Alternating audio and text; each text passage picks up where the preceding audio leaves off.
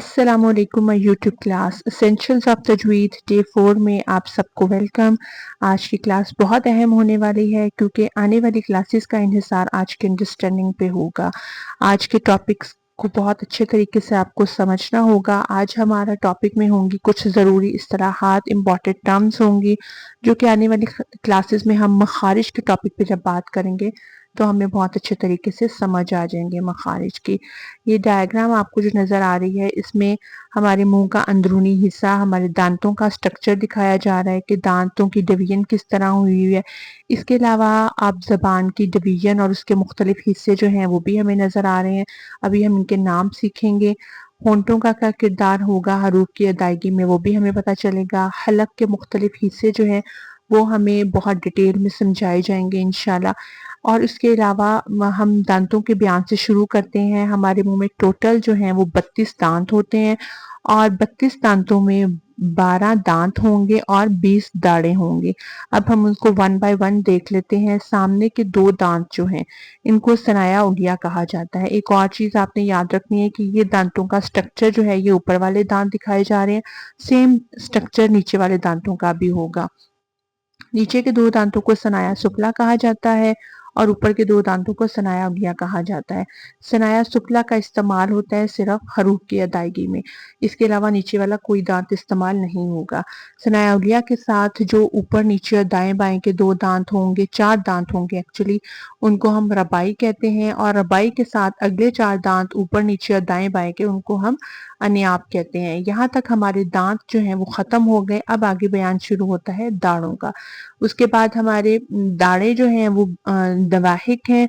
सबसे पहले अनियाब के साथ आएंगी, ये भी 4 दाढ़ें हैं ऊपर नीचे दाएं बाएं। उसके बाद तवाहिन है, तवाहिन हमारी 12 दाढ़ें हैं, ये भी ऊपर नीचे और दाएं बाएं की दाढ़ें होंगी। और आखिरी वाली जो 4 दाढ़ें हैं ऊपर नीचे और दाएं बाएं की, उनको हम नवाजिस कहते हैं।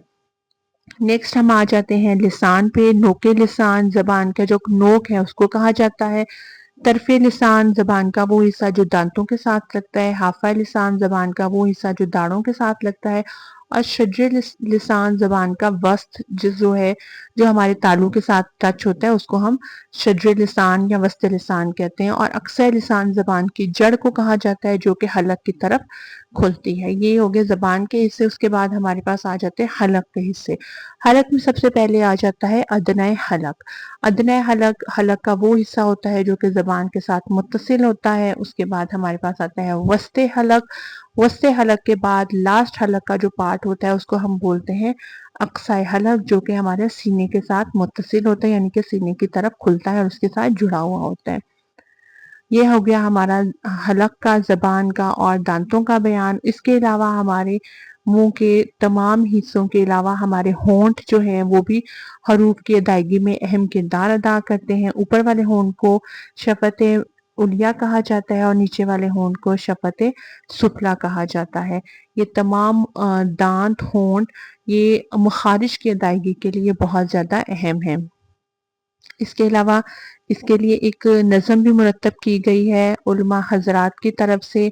दांतों की नज़म है तादाद दांतों की कुल 30 और 2, सनाया है 4 और रबाई है 2-2, है अनियाब 4 और बाकी रहे 20 के कहते हैं कुर्रा अदरास इन्हीं को। दवाहिक है 4 और तवाहिन है 12, नवाजिस भी हैं इनके बाजू में 2-2।